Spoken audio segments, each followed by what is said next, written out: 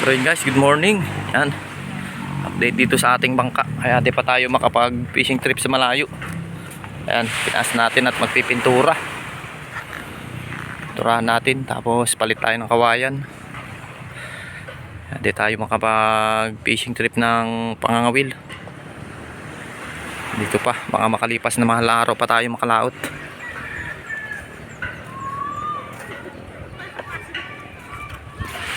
Ayan, pati loob pipinturahan natin. Ano? May sasama. Tanggalan natin lahat ng gamit. Naiwan sila. Tapos to sa may busing, i-epoxy natin para May naiwan pala. walang tilas. Atay-atay na iwan nila.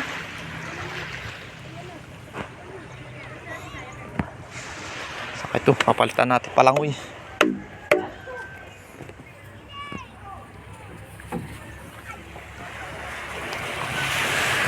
Update ko na lang kayo pag naayos na uli ang ating bangka.